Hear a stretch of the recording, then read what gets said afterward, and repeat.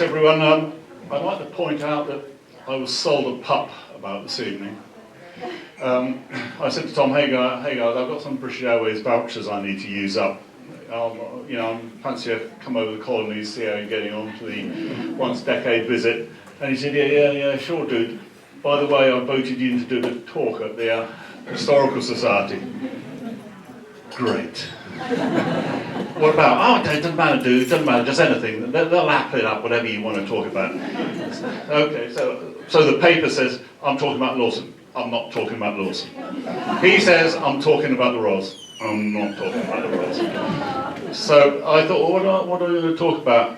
So I sort of dredged the inner recesses of my mind I thought I'd talk a bit about the river where I live, or we live, and some of the history and some of the maritime history about some stories about privateering, some stories about smuggling, and one of our local heroes, who was Admiral Edward Pellew, who freed the Christian slaves in Algiers in the 1800s, and who was one of the real-life characters, not the real-life, who made Horatio Hornblower, yes, Forrester. I think Hornblower was an amalgam of a number of people, including Admiral Pellew, Horatio Nelson, Admiral James Gordon. There's a number of them. If you look up Wikipedia, there's a lot about it on Wikipedia server. So Wikipedia has provided very kindly a lot of the pictures for tonight. Stolen. So first I was going to sort of show where we come from. Right. Plymouth, the real Plymouth. Okay. Right.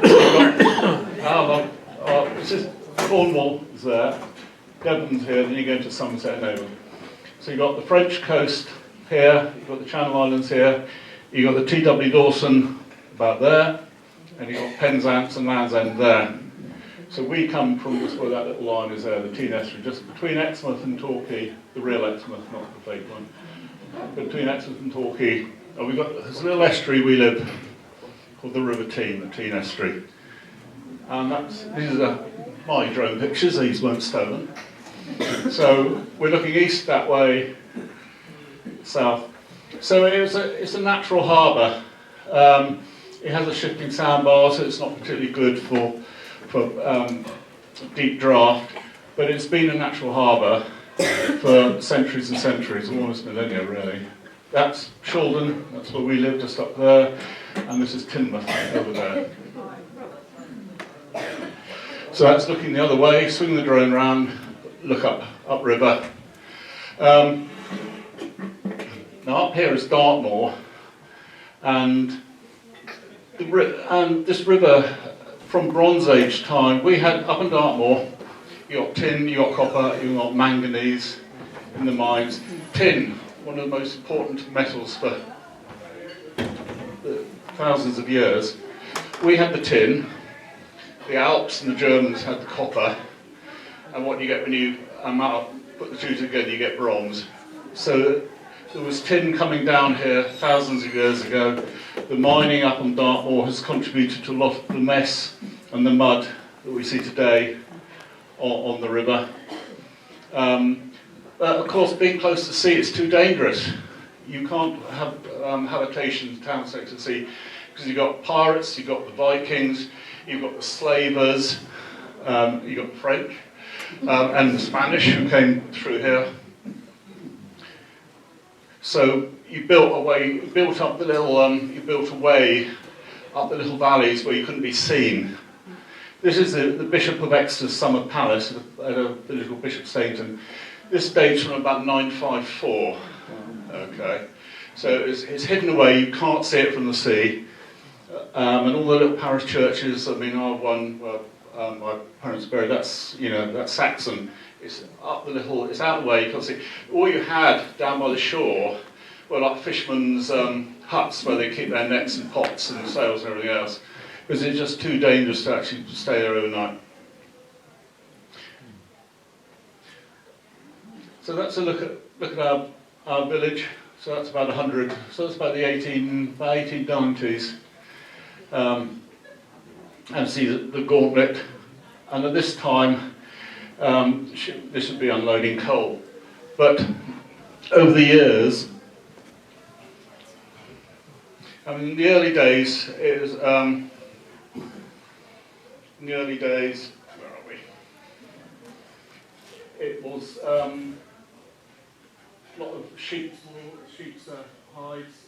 It was clay. We have a very fine china clay produced up the river. That goes to potteries, both at Stoke and Trent. So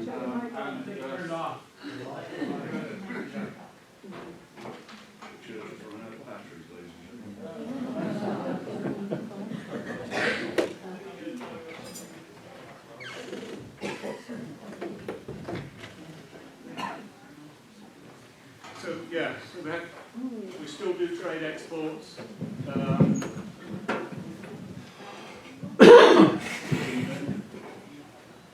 Wrong end.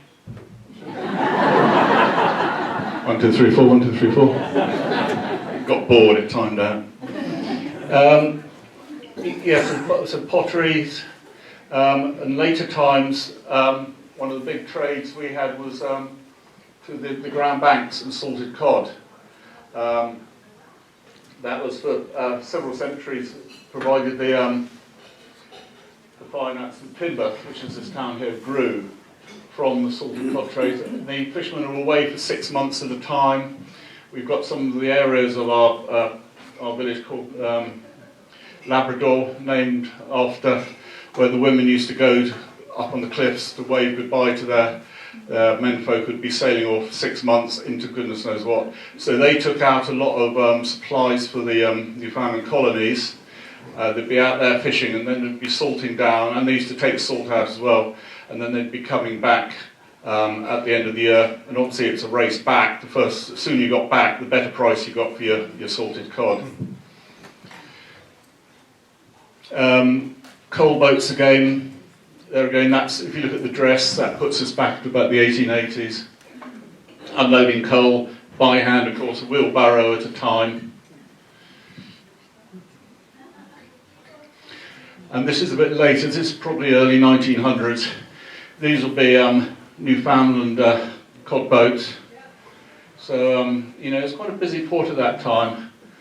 And I love, you've got the whole habitation there, there's a dog there. They'd be in. What you don't want to do is come back, obviously, in ballast. You want to bring something back. So sometimes, if they didn't have enough fish, they'd come down to pick up wine from a Porto, or even bring back some lumber and stuff from further up the coast here. That's a lovely picture. It's much like silly. I just think of that as the old pilot Salt. He's sat there, he's looking for a sail coming towards Plymouth and Shaldon. He'll alert the boys, they'll row him out, he'll pilot them back in. It's just a very evocative picture to me.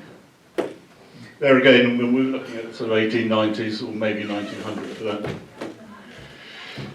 that. Any river like that is going to have a ferry.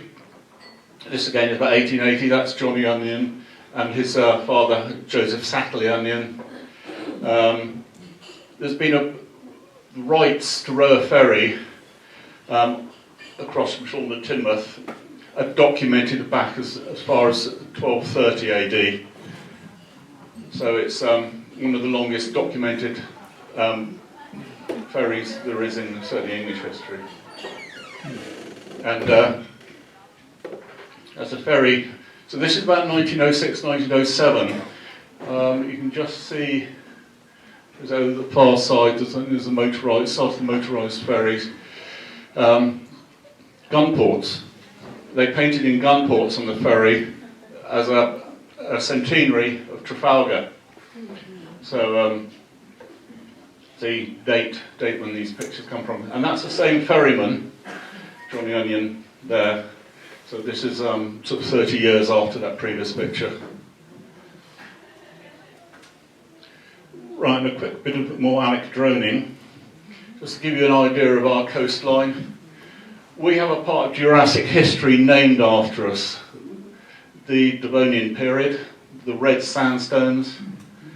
So that's where it came from, very, very old sandstones. There was some worm casts just up the coast there, which are half as old again as the dinosaurs. So that's 300 to 400 million years old. And that's Tinmouth. Now, this is looking the other way, so look at all these bays here, little secret coves and bays, little country lanes, you know, much unchanged for centuries, and the River Tean there, and just up there, you see there's a place called Cellars. So this is a typical little country lane where we are. The carts would have rattled down here, and as we're going to talk about in a minute, the smugglers. So I just thought I'd give a few pictures just to sort of show you what the countryside's like around here. This is on our walk down to the pub for lunch. I mean, this is for a research one afternoon.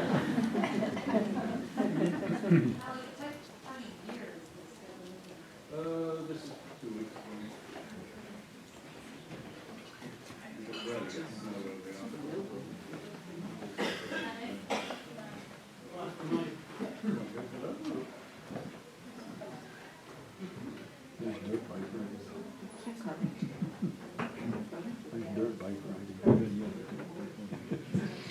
One, two, three. Right, I'm back. So, as I said, the coastline, lots of little bays, steep cliffs, inaccessible, hard to overlook in places because it's overgrown. And now we talk about the little headland, the secrets of the Holcomb Smugglers Tunnel. So that's the main railway line going down there. So these are we call this the Parson and Clark's. If you look at it, it looks like a parson's nose, and he had his Clark slightly. So we're in now under the cliffs. This is prime smuggling land. There's daughter about 10 years ago. Oh, we're here, Dad. Boring. Right, the daddy has swum ashore, and we're in search for smugglers' tunnels.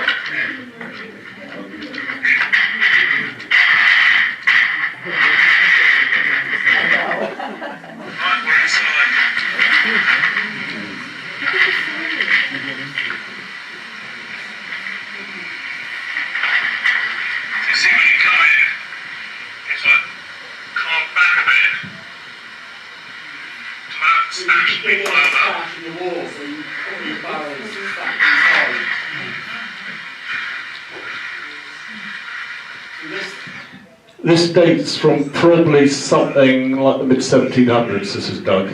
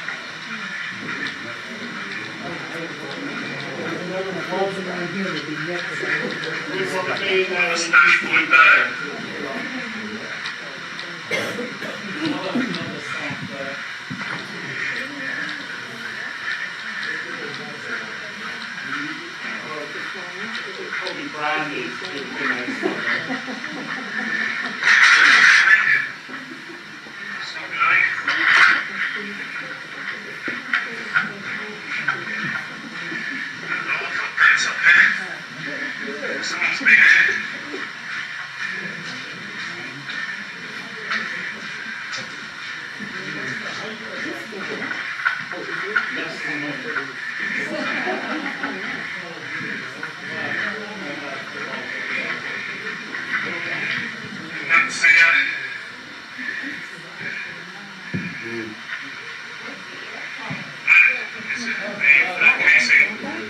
railway. I think so. Right, so the railway by Brunel cut through this tunnel in about 1845. I think the tunnel was probably dug in around the 1700s, mid-1700s. But by the 1800s, the Coast Guard had sort of actually formed themselves into more of a what's the word? Cohesive unit, and so smuggling was on the decline. Now, this is one of the little villages that I was talking about where we occasionally, for research purposes only, go for lunch. And the tales you hear that children were told on moonlit, on those nights when there was no moon. Don't look out the window. We never had this trouble at 1, 2, 3. Children were told, don't look out the window, keep quiet. And so in the middle of the night, you just hear heavy breathing. No. your minds are wandering. Just heavy breathing of cart horses going by. Their hooves would be bound up in sackcloth to make them silent, because they'd have 2 brandy barrels each side, so you just hear the huffing and puffing of these animals, complete silence on nights when there was no moon and there's been a landing from the smugglers and they've got the barrels up the cliff and they were going down through. These villages not really changed, in hundreds of years. And past the pub, which is obviously very important because they would know what's going on. They probably had some of the brandy anyway. And I mean that's a visualization. And that's what it is today. Well, 2 weeks ago. So it's still the same. And this pub goes back. This church house in this next to the church has probably been there for 900 years. So here you are. There's all these little lanes like this. The pack horses, dead of night, as I said, no moon, and they'd be coming down, heading towards this place, Combe Cellars. This photo dates from probably about 1860, 1870. It's a ram. It's called Combe Cellars, C-O-O-M-B-E, Combe Cellars. Combe because it's next to Coombe Head, which is known the village. And cellars, there again, where cellars were fishermen and farmers and shrimp and local shellfish people would just keep their pots and their nets and everything else. So this is an 1879 report from the Coast Guard inspecting commander. Combe Cellars has always offered a safe and easy means of transit for tobacco and tubs landed anywhere west. The smugglers passing over Lower Halden and from thence by roads to Powderham, where boats have been in readiness to tow the goods to Lympston and on the River Exe. That's the next river up. So at any time after dark, tide permitting, Lympston is as free and as open to contraband as any smuggler could wish. Consequently, a notorious haunt of smugglers who are in constant communication with groups at Teignmouth, Combe Cellars, Bishopstaton and even the Bristol Channel. So what they used to do, they used to take it across from their own boats, they'd take it on pack horses the other side, up to the top where there was some moorland. They'd then dig holes and bury the brandy casks in the soft peat until the excisemen nowhere had lost interest in them, and then they'd dig it up again, and then they'd take it into the markets of Exeter and onwards up towards Bristol. So it was, but I mean, towards the latter 1800s, it was starting to, the coast guards were getting on top of it. So smuggling doesn't happen at all nowadays, of course. So that's Combe Cellars now. Another watering hole we do for research purposes attend occasionally, obviously, and we can come up by boat and just moor on the jetty and walk in for a nice pint in the summer. It's nice, it's lovely up there, and just watch the sunset and stuff. So that's it from about 6 months ago. So still going. Smuggling doesn't happen anymore, does it? 15th December 2020, 8 migrants were stranded in a horse cove near Teignmouth on Monday. It was from the Coast Guard helicopter. There's 8 of them in there, from I think they were Romanians and 2 or 3 English guys who are currently at Her Majesty's pleasure. So in an easterly gale, they washed up in there, that boat, with 8 migrants on. And there's the only way out of that is a little sort of rock-cut steps out of here. So they were, and here's the line we were talking about, built by Brunel, going through the cliffs. So they were lucky to get away with that. So these things still happen, you know. Right. We talk about a little bit about Admiral Pellew. He's a real-life character behind Horatio, or one of the characters, as I said, behind Horatio Hornblower, who was an amalgam of characters at the time. He ran away to sea at 14. He's, at school he was an awkward guy.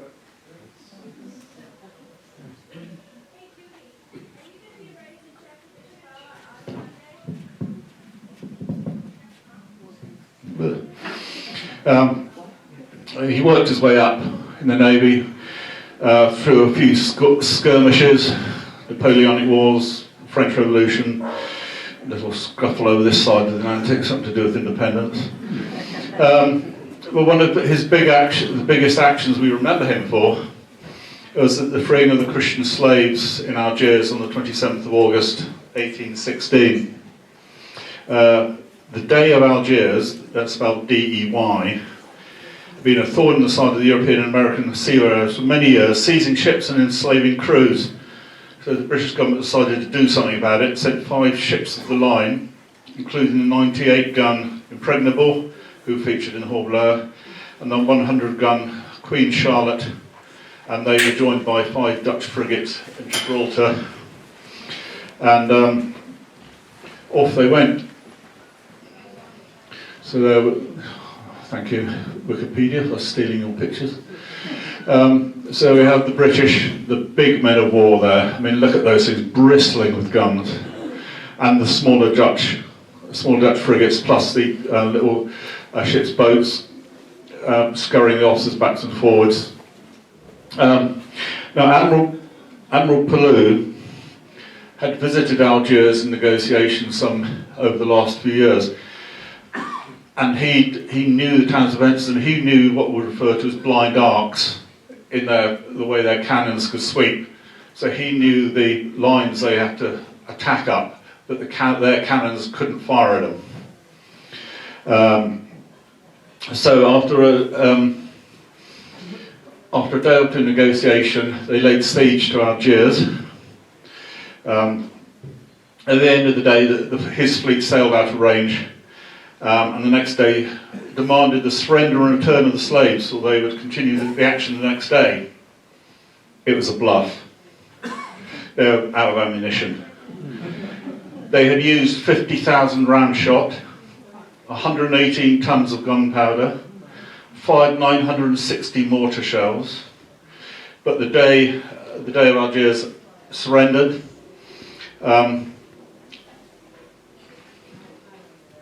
There we are, so pictures of the start of the action. And the action went into the night, about 10:30 at night, and they sent in things like fire ships that failed to do any damage because they went to the wrong place. But hey ho.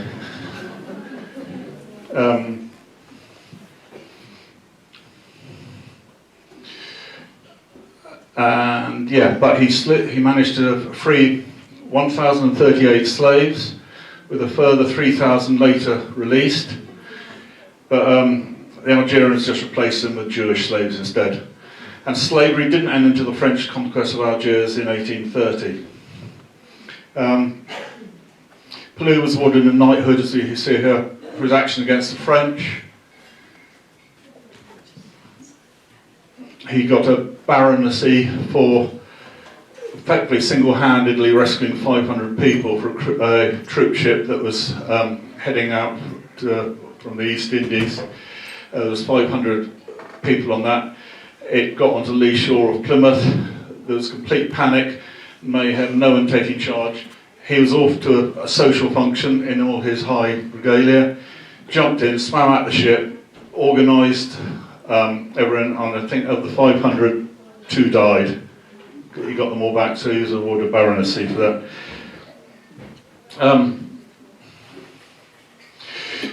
And this is our local heritage centre at home, and that is Admiral Pellew. There is his jacket and tricorn hat from the siege of Algiers, and his sword, so that's the actual items, and his telescope, his reading glasses, and a medal he got for the action, and a code book. And that's the house he built in Teignmouth. And at the front there's still the 2 guns from the siege of Algiers there that is now council offices. And there's the 2 guns there. So he was, as we said, he was a composite. Horatio Hornblower was a composite character, but many of his exploits are based on the real life exploits of Admiral Pellew.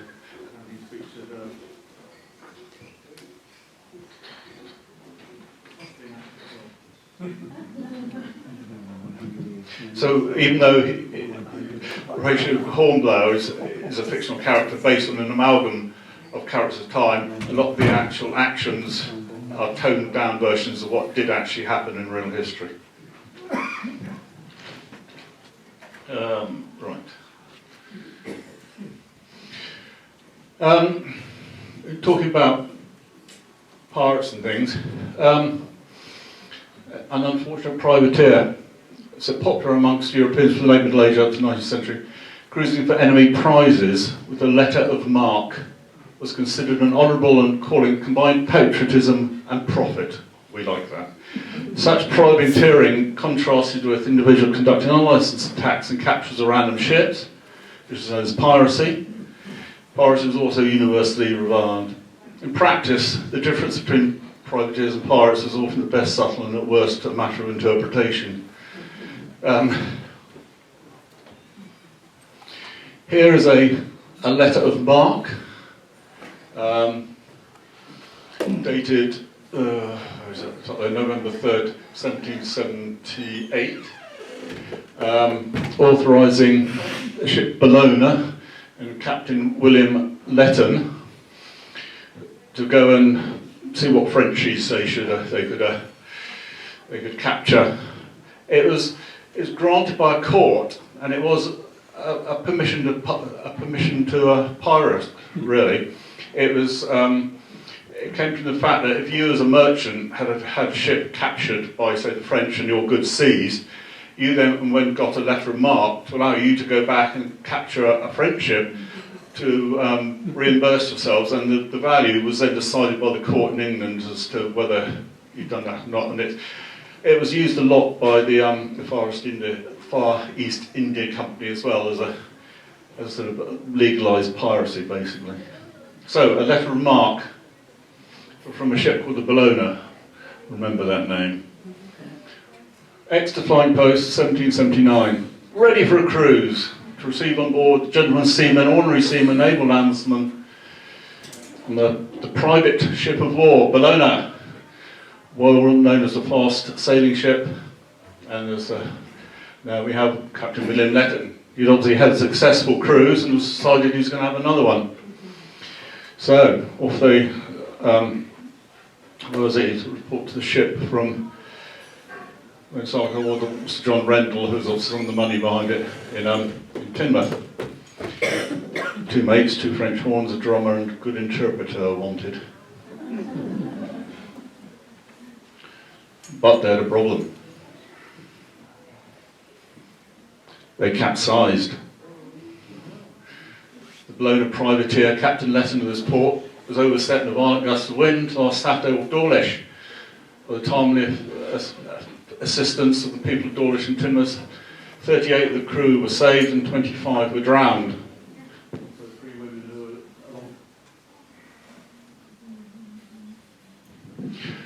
three women alongside in a boat. Now, they're actually buried in our local churchyard.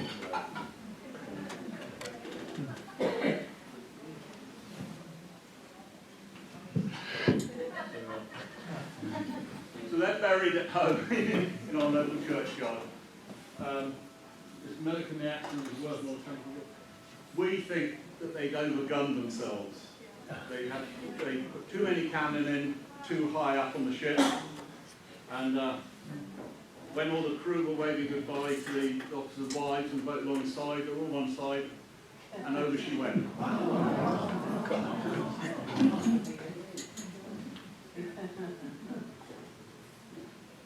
So there was the owner obviously wanted to see if anything could be salvaged, but as far as we know, they just managed to get a few of the upper yards off of her, and that's about all. So that was September 1779. So, where is she? All the seashore off of where we are is just basically sand and mud. It's just flat, absolutely flat. Then there's nothing, you look at it on the side scan, sonar, there's nothing there. And this is a lovely representation, stolen, obviously, from how a ship degrades over the years. 1 to 10 years after sinking, all the way upwards. Yarn, she starts and silted up. 10 to 50 years, everything's silted up. And then 50, 80 years, there's nothing above the surface. So this is really where we are now. And with in the old days, the fishermen would have known it as a snag, so we'd have just not fished around it. Oh, that's about where the snag is. We'll make sure we're clear out and live like it. But in later years, from like 40s, 50s onwards, you had powered trawlers. They just knocked the top off anything like that. So it doesn't help our history. But the only sort of clue to where she is, if you look at the magnetometer across the site, you see the magnetometer looks at the disturbance in the Earth's magnetic field due to iron objects. And as you approach her, you can sort of see all this, and then suddenly, whoop, there's a big magnetometer hit. But there's absolutely nothing above the surface at all. So we think she's probably down there, and at some stage we're hoping to get the university or someone to come and dig a trench across her to see if they can find some guns, and then we can date the guns and know whether it was actually her or not.